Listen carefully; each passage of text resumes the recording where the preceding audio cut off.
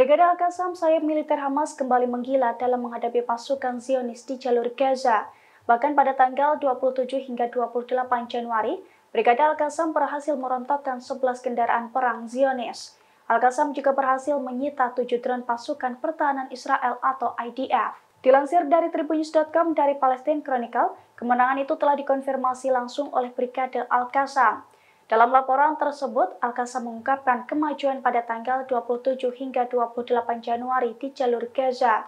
Di antaranya, Al-Qassam mengaku berhasil menghancurkan 11 kendaraan militer Israel dan menyita 7 drone IDF.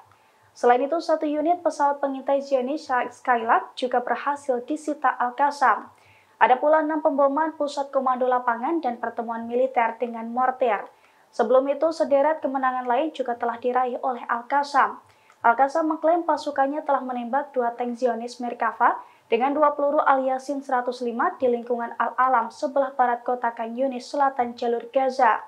Demikian pula Brigade Al-Qassam telah menembak 2 tank Zionis Merkava dengan 2 peluru Al-Yasin 105 di daerah Jaurat Al-Aqad.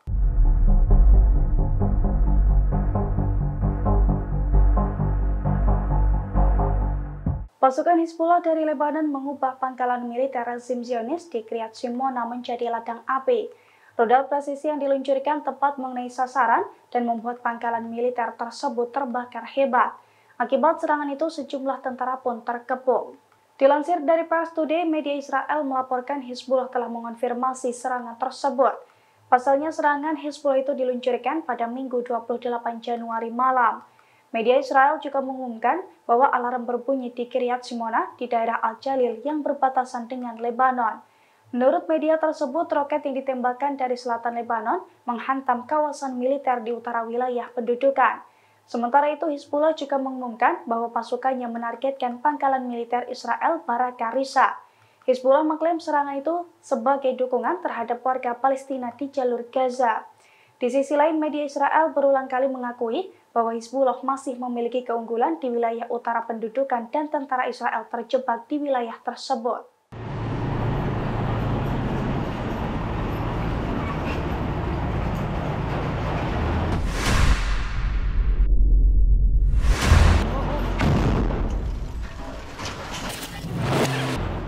Konflik di perbatasan Israel dan Lebanon kembali memanas. Pada Minggu 28 Januari kemarin, pasukan Zionis dan Hizbullah dari Lebanon terlibat baku tembak.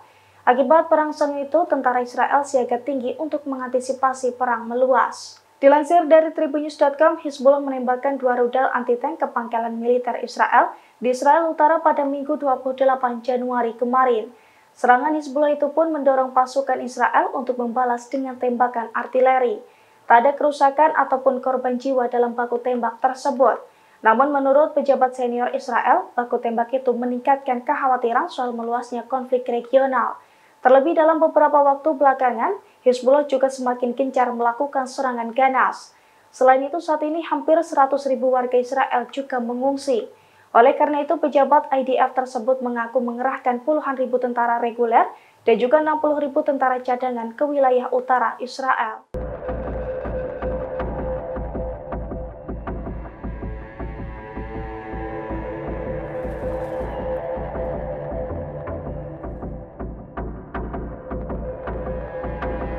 Irak kembali meluncurkan serangan ganas ke posisi Amerika Serikat untuk mendukung warga Palestina di Gaza.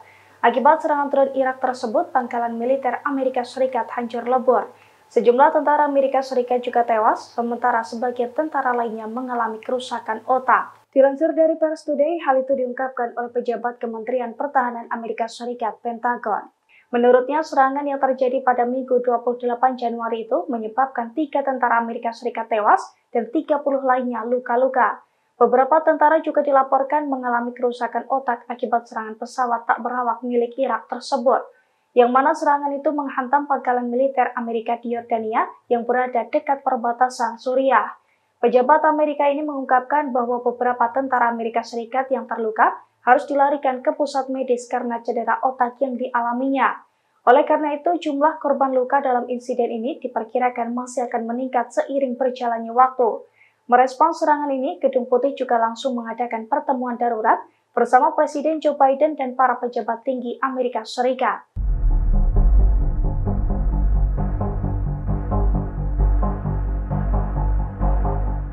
Ibu negara Korea Selatan Kim Kyung-hee dikabarkan terseret skandal suap tas mewah jelang pemilu di negara tersebut.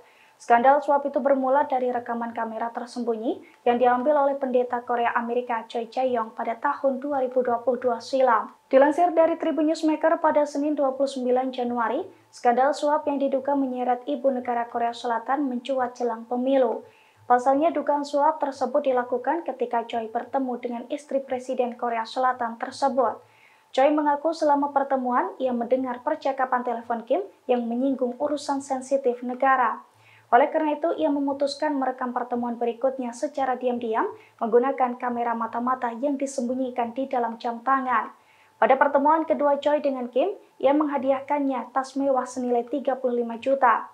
Padahal berdasarkan Undang-Undang Anti Korupsi Korea Selatan, pejabat publik dan pasangan mereka dilarang menerima hadiah senilai lebih dari 1 juta won sekaligus atau total 3 juta won dalam 1 tahun fiskal. Meski penyerahan tas mewah itu kepada Kim tidak terlihat, tas tersebut tetap diletakkan di atas meja di hadapannya. Terkait rekaman ini, Choi mengaku sengaja mempersiapkan rekaman itu secara diam-diam. Melalui rekaman tersebut, ia mengaku ingin mengungkap bagaimana Kim menyalahgunakan kekuasaannya sebagai ibu negara selama ini.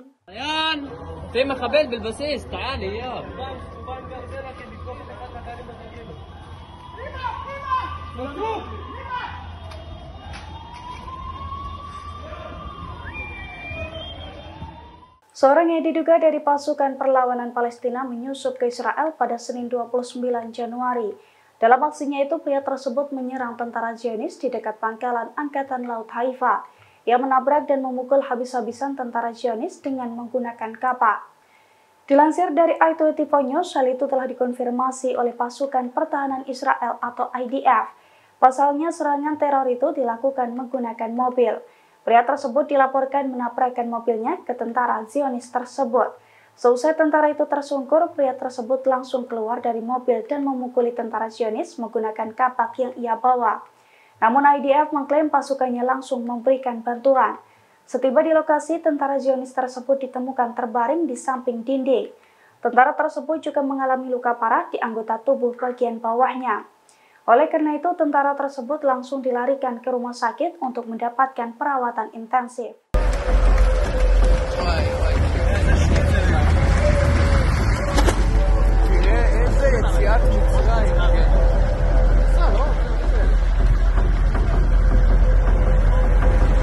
Israel kembali menarik pasukan perangnya dalam jumlah besar dari medan perang.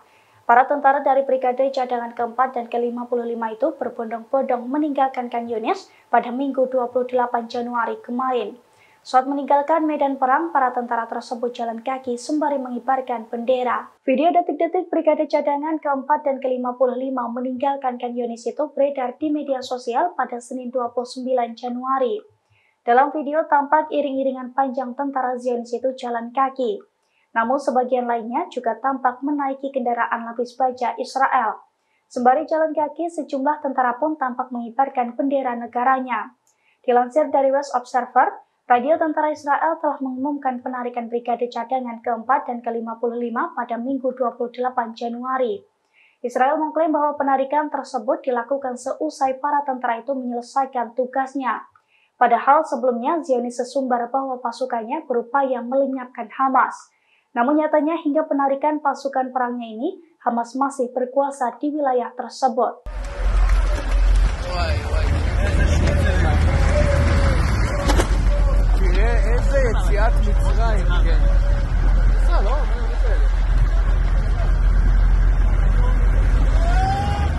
Israel kembali mengalami kerugian besar dalam perang dengan pasukan perlawanan. Saat Zionis lengah, Hizbullah sukses merebut wilayah utara negara pendudukan tersebut tanpa mengeluarkan keringat.